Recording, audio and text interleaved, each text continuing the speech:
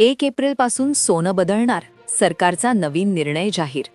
इराण-इस्रायलच्या युद्धाच्या पार्श्वभूमीवर भारत सरकारने घेतला निर्णय. आता ग्राहकांना शेवटची मुदत 31 मार्च, कारण त्यानंतर सोन्याचा भाव अतिशय वेगळ्या पद्धतीने बदलणार आहे. अमेरिकेचे इराणवर सुरू असणारे हल्ले आणि प्रतिहल्ले याच्या पार्श्वभूमीवर 5 मिनिटांपूर्वी दिल्लीत मंत्रिमंडळाची गुप्त बैठक पार पडली आणि या बैठकीत जो निर्णय घेण्यात आला तो होता सोन्याचा. या निर्णयामुळे अमेरिका तोंडावर आपटणार आहे, कारण भारताने असा एक डाव टाकलाय ज्याने अमेरिका हरलीये. पण सगळ्यात महत्त्वाचा मुद्दा की सोन्याचा भाव आता फिक्स करण्याचा निर्णय घेण्यात आलाय. ही कोणतीही अफवा नाही, तर थेट सरकारी यंत्रणेतून आलेली 100% खात्रीशीर बातमी आहे. आज सकाळी जेव्हा सोन्याचे भाव जाहीर झाले तेव्हा ते पाहून कित्येक माता भगिनी नाराज झाल्या होत्या. वाढलेले भाव पाहून अनेकांनी आपली खरेदी रद्द केली होती. पण आता जो निर्णय समोर आलाय त्यानंतर मात्र मार्केटमध्ये एक वेगळीच ऊर्जा आणि भीतीचा वातावरण निर्माण झालंय. हा व्हिडिओ जर तुम्ही शेवटपर्यंत पाहिला नाही तर तुमचं हजारो लाखो रुपयांचं नुकसान होऊ शकतं, हे लिहून घ्या. आता तुम्ही म्हणाल, असं अचानक काय घडलं की सरकारला हा निर्णय घ्यावा लागला? तर नीट ऐका. आजवर आपण पाहिलंय की सोन्याचे भाव हे आपल्या हातात नसायचे. रशियात काही झालं की आपल्याकडे भाव वाढायचे. अमेरिकेत काही घडलं की आपल्याकडे सोनं महाग व्हायचं. पण आता भारत सरकारने ठरवलंय की आपल्या देशातल्या सोन्याचा लगाम आपण आपल्याच हातात ठेवायचा. बाहेरच्या देशात काहीही होवो, आपल्या देशातल्या सामान्य माणसाला सोनं कोणत्या भावात मिळावं हे आता आपला देश ठरवणार. तुम्हाला माहीत नसेल, पण गेल्या 15 दिवसात पडद्यामागे खूप मोठ्या घडामोडी घडल्यात. रशिया आणि अमेरिकेमध्ये एक गुप्त करार झाला, ज्याचा परिणाम भारताच्या अर्थव्यवस्थेवर होणार होता. इतकंच नाही तर अमेरिकेने भारतावर मोठ्या प्रमाणात टॅक्स लादला. पण आपला भारत देश आता जुना राहिला नाही. भारताने असा काही डाव टाकला की जगाचे डोळे विस्फारले गेले. गेल्या 15 ते 20 दिवसात भारत सरकारने इतकं सोनं खरेदी केलं आहे की जेवढं अख्ख्या 2025 सालात केलं नव्हतं. सरकारी आकडेवारीनुसार 2025च्या तुलनेत तब्बल 4 पट जास्त सोनं भारताने आपल्या तिजोरीत जमा केलंय. हे का केलं? तर आंतरराष्ट्रीय बाजारात आपला धबधबा निर्माण करण्यासाठी. आणि याचाच थेट फायदा आता 1 एप्रिलपासून तुम्हाला म्हणजेच ग्राहकाला होताना दिसणार आहे. आता 1 एप्रिलपासून सोन्याचे सगळे जुने नियम कचऱ्याच्या पेटीत जाणार आहेत.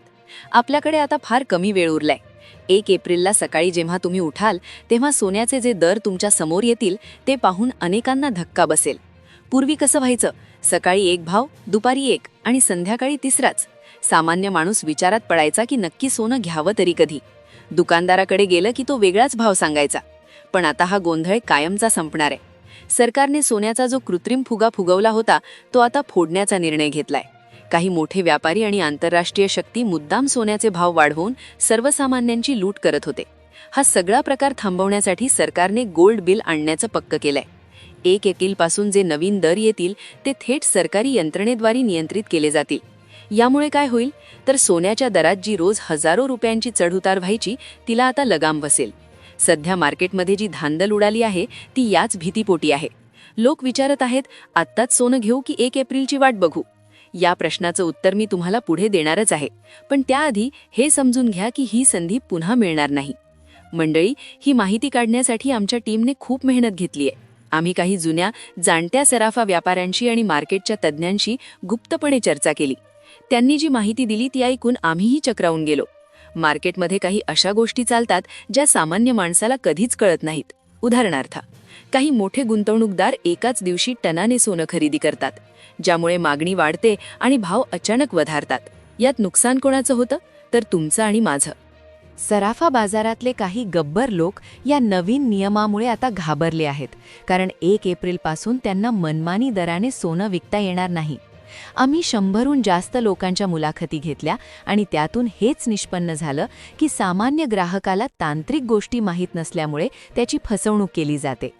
घडणावळ म्हणजेच मेकिंग चार्जेस आणि GSTच्या नावाखाली तुमची कशी लूट होते हे तुम्हाला माहीत आहे का? 1 एप्रिलच्या नवीन नियमात यावरही कडक निर्बंध येणार आहेत. त्यामुळे जर तुम्ही आता घाईघाईत सोनं घेत असाल तर थांबा. ही माहिती नीट ऐका आणि मगच निर्णय घ्या. आता आपण मुख्य विषयाकडे वळूया. सोन्याचे 3 मुख्य प्रकार असतात: 18 कॅरेट, 22 कॅरेट आणि 24 कॅरेट. 18 कॅरेट जे प्रामुख्याने हिऱ्याच्या दागिन्यांसाठी वापरलं जातं. 22 कॅरेट ज्याचे आपण लग्नाचे दागिने बनवतो. 24 कॅरेट जे शुद्ध सोनं असतं, बिस्किटं किंवा नाणी. 1 एप्रिलपासून या तिन्ही प्रकारच्या भावात मोठी तफावत पाहायला मिळणार आहे. सध्याचे भाव आणि 1 एप्रिलचे भाव यामध्ये जमीन आसमानाचा फरक असू शकतो. आजचे भाव पाहून जे लोक म्हणत आहेत की सोनं महाग झालंय, त्यांना 1 एप्रिलला एक वेगळंच चित्र दिसेल. सरकारने ठरवलंय की सोन्याचे दर आता फिक्स केले जातील. म्हणजे एका दुकानात एक आणि दुसऱ्या दुकानात दुसरा भाव हा प्रकार आता चालणार नाही. संपूर्ण महाराष्ट्रात, मग तुम्ही मुंबईत असा किंवा गडचिरोलीत, तुम्हाला एकाच सरकारी दराने सोनं मिळेल. हा निर्णय क्रांतिकारी आहे. पण यामुळे काही काळ मार्केटमध्ये सोन्याचा तुटवडा भासू शकतो. म्हणून तुम्हाला आतापासूनच सावध राहायचं आहे. तुम्हाला माहीतच असेल, 31 मार्च हा आपल्या आर्थिक वर्षाचा शेवटचा दिवस असतो. या काळात बँका, सरकार आणि मोठे व्यापारी आपला सगळा हिशोब पूर्ण करत असतात. 1 मार्च ते 31 मार्च या काळात पैशाच्या बाजारात प्रचंड हालचाली होतात. म्हणूनच सरकारने 1 एप्रिलचा हा मुहूर्त निवडलाय. इतिहासात पहिल्यांदाच सोन्याच्या बाबतीत इतका मोठा कायदेशीर प्रयोग होतोय. आज तुम्ही टीव्हीवर ज्या बातम्या पाहताय किंवा पेपरमध्ये जे भाव वाचताय ते आता कालबाह्य झाले आहेत. आता फक्त आणि फक्त नवीन गोल्ड पॉलिसीनुसारच व्यवहार होतील. काही लोक ही बातमी दाबण्याचा प्रयत्न करत आहेत, जेणेकरून ते त्यांचा जुना साठा महागड्या दराने विकू शकतील. पण तुम्ही सुजाण आहात. जर तुम्हाला कोणी जुन्या दराने सोनं विकायचा प्रयत्न केला तर त्याला या नवीन नियमाबद्दल विचारा. तुमची फसवणूक टाळण्यासाठी हा व्हिडिओ आपल्या नातेवाईकांना आणि मित्रांना आत्ताच शेअर करा, कारण त्यांचंही नुकसान होता कामा नये. आता तुमच्या मनातल्या सर्वात मोठ्या प्रश्नाचं उत्तर: नक्की सोनं घ्यायचं कधी? जर तुमच्या घरात पुढच्या महिन्यात लग्न असेल तर तुम्ही आत्ताच खरेदी करावी की 1 एप्रिलची वाट पाहावी? तज्ज्ञांच्या मते सध्या मार्केटमध्ये बबल म्हणजेच फुगा तयार झाला आहे. 1 एप्रिलला हा फुगा फुटण्याची दाट शक्यता आहे. पण त्याचवेळी सोन्याची मागणी इतकी वाढेल की दुकानांमध्ये रांगा लागतील.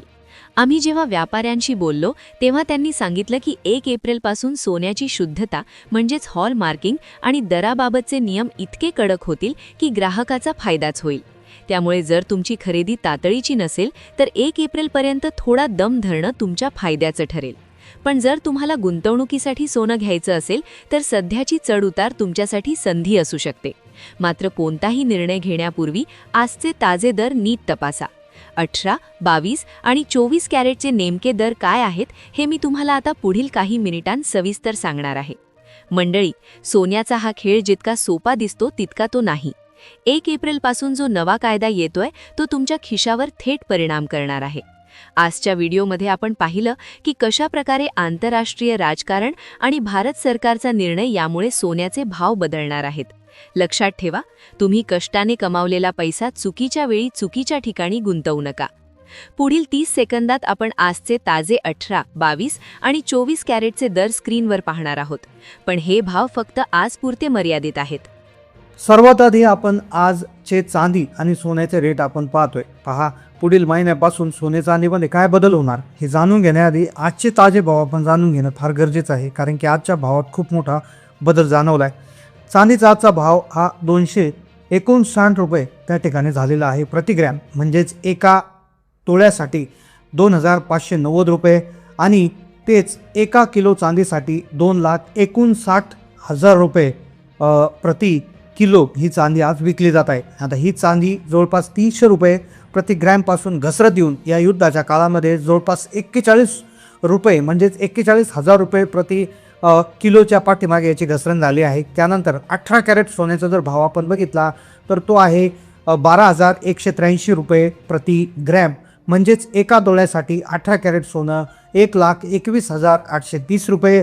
त्यानंतर 24 कॅरेट सोन्याचा जर भाव आपण बघितला तर तो 15,900 रुपये. म्हणजेच एका तोळ्यासाठी 1,59,000 रुपये प्रति तोळा हे 24 कॅरेट सोनं आहे. तर 22 कॅरेट सोन्याचा जर आपण हिशोब केला तर तो आहे 14,462 रुपये प्रति ग्रॅम.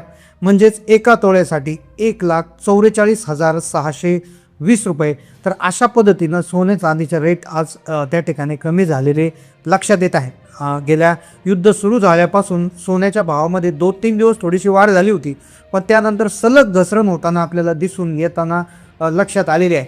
आता पुढील महिन्यामध्ये जर हे युद्ध जर थांबलं तर सोन्याच्या भावामध्ये वाढ आपल्याला निश्चित पाहायला मिळू शकते. त्यावेळेस डॉलरचा भाव वाढेल, डॉलर पुन्हा एकदा घसरेल आणि डॉलर घसरला की डॉलर घसरल्यानंतर सोन्याकडे गुंतवणूक वाढणार आणि सोन्याचा भाव हा वाढताना आपल्याला दिसून येऊ शकतो. आता यावर तुमचं काय मत आहे नक्की कमेंट करून कळवा. चॅनलला नवीन असाल तर सबस्क्राईब करा. धन्यवाद.